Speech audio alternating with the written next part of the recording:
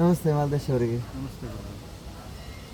ನಮ್ಮನ್ನು ಭೇಟಿಯಾಗಿ ಆಶೀರ್ವಾದ ತಗೊಂಡ್ಮೇಲೆ ಇವಾಗ ಹೇಗಿದ್ದೀರಾ? ತುಂಬ ಚೆನ್ನಾಗಾಗಿದೆ ಗುರು. ನಮಗೆ ಬರಬೇಕಾದ್ರೆ ಸ್ವಲ್ಪ ಹಿಡ್ಕೊಳ್ಳಿ. ಅಂದರೆ ಈಗೇನೇ ಹೇಳೋದಂದರೆ ಎಷ್ಟು ತಿಂಗಳಾಯಿತು ಒಂದು ಆಶೀರ್ವಾದ ತಗೊಂಡು? ಒಂದು 3 ತಿಂಗಳಾಯಿತು ಗುರು. 3 ತಿಂಗಳಾಗಿರ್ಬೋದಾ? 3 ತಿಂಗಳಾಗಿದೆ ಗುರು.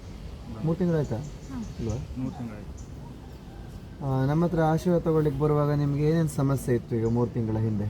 ನಮಗೆ ಸಮಸ್ಯೆ ಇದ್ದಿದ್ದು ಗುರುಗಳೇ ಕೆಮ್ಮು, ಶೀತ, ಜ್ವರ. ಹಾಸ್ಪಿಟಲ್ಗೆ ಹೋದರೆ ಎಲ್ಲ ನಾರ್ಮಲ್ಲೇ ಇತ್ತು. ಮತ್ತು ಎಲ್ಲ ಕಡೆ ಹೋದಾಗ ನಾರ್ಮಲ್ಲೇ ಇತ್ತು.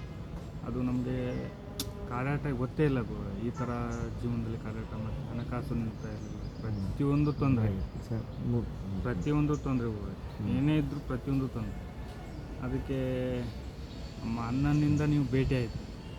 ಅದು ದೇವರ ಎಲ್ಲ ಆಶೀರ್ವಾದ ಆಯ್ತು ಅಂತ. ನೀವು ಭೇಟಿಯಾಗಿಂದ ನೀವು ಬಂದು ಆಶೀರ್ವಾದ ಮಾಡಿಂದ, ನಿಮ್ಮ ಕಡೆ ಬಂದು ಭೇಟಿಯಾಗಿಂದ ಆಶೀರ್ವಾದ ಮಾಡಿಂದ ನಮಗೆಲ್ಲ ಜೀವನದಲ್ಲಿ ಹಣಕಾಸು ನಿಲ್ತಾ ಇತ್ತು. ಖುಷಿ ಇದೆ ಅಲ್ವಾ?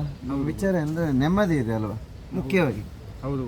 ನೆಮ್ಮದಿ ಇದೆ. ಮತ್ತು ನಾನು ಏನು ಹೇಳಿದ್ದೀನಿ, ಹಣಕಾಸಿನೆಲ್ಲ ಥರ ಮಾಡಿಕೊಡ್ತೀನಿ ಅಂತ ಹೇಳಿದ್ದೀನಿ, ಅದನ್ನು ನಾನು ಮಾಡಿಕೊಟ್ಟಿದ್ದೀನಿ ಅಲ್ವಾ? ಹೌದು, ಅದು ಕೂಡ ಅದ್ರಲ್ಲಿ ನೀವು ಸಮಾಧಾನ ಇದೆ ಅಲ್ವಾ? ಹೌದು. ಹಣಕಾಸು ನಿಲ್ತಾ ಇದೆ. ಮತ್ತು ನಿಮ್ಮ ಹೆಂಡತಿ ಅವರಿಗೆ ಕೆಲಸ ಇರಲಿಲ್ಲ ಅಲ್ವಾ? ಹೌದು. ಕೆಲಸ ಕೂಡ ಇವಾಗ ಸಿಗ್ತಾ ಇದೆ. ಕೆಲಸ ಮಾಡ್ಕೊಳಕ್ಕಾಗದೇ ಇರೋಷ್ಟು ಕೆಲಸ ಇದೆ ಅಲ್ವಾ ಅಮ್ಮ? ಇವಾಗ ಕೆಲಸ ಮಾಡಿ ಪೂರೈಸೋಕ್ಕಾಗಲ್ಲ, ಈಗ ಅಷ್ಟು ಕೆಲಸ ಇದೆ ಇವಾಗ ಅಲ್ವಾ? ತುಂಬ ಕೆಲಸ ಇದೆ, ಅದನ್ನು ನಿಮಗೆ ಮಾಡಿ ಪೂರೈಸೋಕ್ಕಾಗಲ್ಲ. ಅಷ್ಟು ಜನ ನಿಮಗೆ ಕರಿತಾ ಇದ್ದಾರೆ, ಬಾಯ್ ನಮ್ಗೆ ಕೆಲಸ ಮಾಡಿಕೊಡು. ಅಷ್ಟು ಚೆನ್ನಾಗಿ ಮಾಡ್ತಾ ಇದ್ದಾರೆ, ಅಷ್ಟು ಶಕ್ತಿ ಕೂಡ ಬಂದಿದೆ ಅಲ್ವಾ? ಮತ್ತು ನೀಲಾಂಬರಿ ಮಗಳಿಗೂ ಕೂಡ ಸ್ವಲ್ಪ ಆರೋಗ್ಯ ಸಮಸ್ಯೆ, ಸುಸ್ತು ಎಲ್ಲ ಇತ್ತಲ್ವ? ನಾನೊಂದು ತಲೆ ಮೇಲೆ ಕೈ ಇಟ್ಟು ಆಶೀರ್ವಾದ ಮಾಡಿದ್ಮೇಲೆ ತುಂಬ ಚೆನ್ನಾಗಿದ್ದಾರೆ ಅಲ್ವಾ? ಈ ಥರ ಇಟ್ಟು ಆಶೀರ್ವಾದ ಮಾಡಿದ್ದೀನಲ್ವ? ತುಂಬ ಡ್ಯೂಟಿ ಮತ್ತು ತುಂಬ ಚುರುಕಾಗಿದೆ ಅಲ್ವ? ಮಾತಾಡಲಿಕ್ಕೆಲ್ಲ ನಿಮಗೂ ಹಾಗೆ ತಲೆ ಮೇಲೆ ಕೈ ಇಟ್ಟು ಆಶೀರ್ವಾದ ಮಾಡಿದೆ ನಿಮ್ಮ 3 ಜನಕ್ಕೂ ಅಲ್ವಮ್ಮ? ಹೀಗೆ ಇಟ್ಟಿದ್ದಲ್ವ? ಇಷ್ಟು ಇಟ್ಟ ಮೇಲೆ ನಿಮಗೆ ಎಲ್ಲ ಪಾಸಿಟಿವ್ ಎನರ್ಜಿ, ನಂತರನೇ ಒಂದು ನೆಮ್ಮದಿಯಾಗಿದ್ದೀರ ಅಲ್ವಾ? ಪ್ರತಿದಿನ ದೇವರ ಇವತ್ತಿಗೆ ಒಂದು 3 ತಿಂಗಳಾಯ್ತಾ? ಇದು 2ನೇ ಸಾರಿ ಭೇಟಿಯಾಗಿರೋದು ವೀಕ್ಷಕರೇ ನಮ್ಮ ಇವರು ಮಾಲ್ತೇಶ್ ಅವರು ಮತ್ತು ಗಾಯತ್ರಿ ಅವರು, ಹಾಗೆ ನೀಲಾಂಬರಿ ಮಗಳು. ಇದು 2ನೇ ಸಾರಿ ಭೇಟಿಯಾಗಿದೆ ಏನಕ್ಕೆ ಅಂದರೆ ಇನ್ನೊಂದು ಸಲ ಗೌರವ ಸಲ್ಲಿಸಲಿಕ್ಕೆ, ನನಗೆ ಗೌರವ ಸಲ್ಲಿಸಿ ಒಂದು ಗುರು ಕಾಣಿಕೆ ಕೊಟ್ಟು ಆಶೀರ್ವಾದ ತಗೊಂಡ್ರು ಮತ್ತೊಮ್ಮೆ.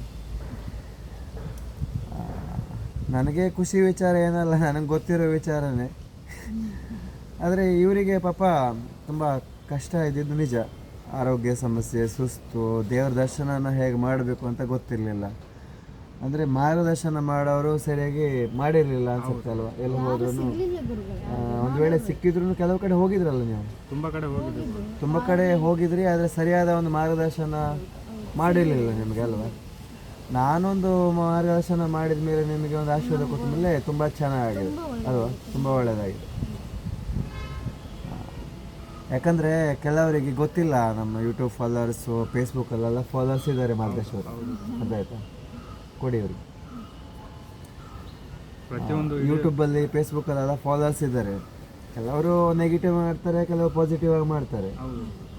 ನಾನು ತುಂಬ ಜನಕ್ಕೆ ಆಶೀರ್ವಾದ ಮಾಡಿದ್ದೇನೆ, ಕೆಲವರಿಗೂ ಆಶೀರ್ವಾದ ಮಾಡಿದವ್ರಿಗೆ ಗೊತ್ತಿದೆ ನಮ್ಮದು ಶಕ್ತಿ ಏನಂತ, ಕೆಲವರಿಗೆ ಗೊತ್ತಿಲ್ಲ. ಅದಕ್ಕೋಸ್ಕರ ಒಂದು ವಿಡಿಯೋ ಮಾಡೋಣ ಅಂತ, ಪಬ್ಲಿಸಿಟಿಗೋಸ್ಕರ ಏನಲ್ಲ, ಹಾಗೆ ಒಂದು ಇರೋ ವಿಚಾರ ಹೇಳಲಿಕ್ಕೆ ಏನು ತೊಂದರೆ ಇಲ್ಲ ಅಲ್ಲ? ಹೌದು. ಯಾಕೆಂದ್ರೆ ನಮ್ಮಿಂದ ಇನ್ನೊಬ್ಬರಿಗೆ ಅನುಕೂಲ ಆಗಿ ನಮ್ದು ಸತ್ಯ ಆಗಿದ್ದು ನಮಗೆ ತುಂಬಾ ತೊಂದರೆ ಇದೆ. ಈಗ ನೆಮ್ಮದಿ ಜೀವನ ಮತ್ತೆ ಹಣಕಾಸು ಎಲ್ಲ ಪ್ರಾಬ್ಲಮ್ ಹೋಗಿದೆ.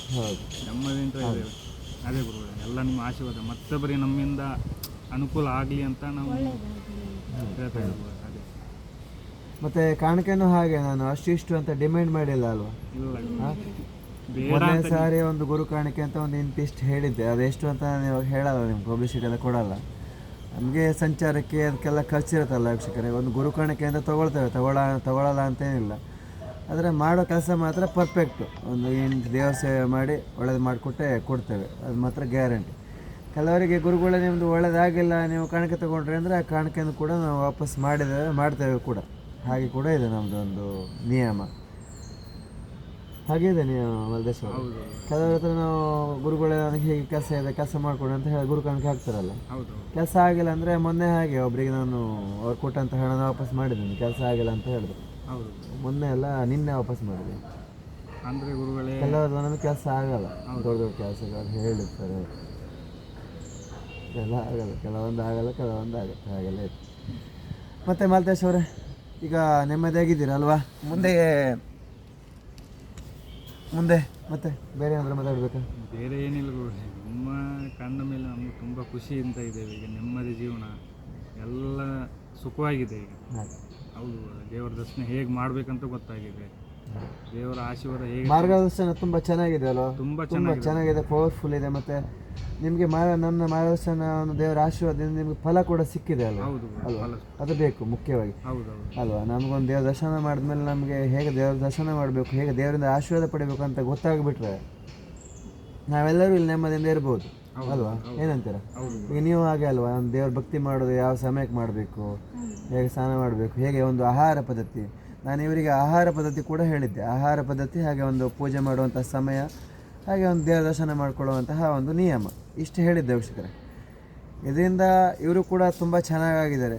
ಮೊದಲು ನಾನು ಚೆನ್ನಾಗಾಗಿದ್ದೆ, ನಾನು ಇದನ್ನೆಲ್ಲ ತಿಳಿದು ನಾನು ತಿಳ್ಕೊಂಡಿದ್ದನ್ನು ಇವರಿಗೆ ತಿಳಿಸಿ ಒಂದು ಆಶೀರ್ವಾದ ಮಾಡಿ ಮಾರ್ಗದರ್ಶನ ನನ್ನ ಶಕ್ತಿಯಿಂದ ಏನಾಗುತ್ತೆ ಅದನ್ನು ಮಾಡಿಕೊಟ್ಟಿದ್ದೆ. ತುಂಬ ಚೆನ್ನಾಗಿದ್ದಾರೆ ವೀಕ್ಷಕರೇ. ಹಾಗೆ ನಿಮಗೇನಾದರೂ ಈ ಥರ ನಿಮಗೆ ಆಶೀರ್ವಾದ ಬೇಕು, ಮಾರ್ಗದರ್ಶನ ಬೇಕು ಅಂತ ಇದ್ದರೆ ನಮ್ಮನ್ನು ಭೇಟಿಯಾಗಿ, ಹಾಗೆ ನಮ್ಮ ವಾಟ್ಸಪ್ ನಂಬರಿಗೆ ವಾಟ್ಸಪ್ ಕೂಡ ನೀವು ಮಾಡ್ಬೋದು ಅಂತ ಹೇಳ್ತಾ ನಾನು ವಿಡಿಯೋನ ಮುಗಿಸ್ತೇನೆ. ಓಂ ಶ್ರೀ ದುರ್ಗಾಯ ನಮಃ. ಓಂ ನಮಃ ಶಿವಾಯ ಹೇಳಿ. ಓಂ ಶ್ರೀ ದುರ್ಗಾಯ ನಮಃ.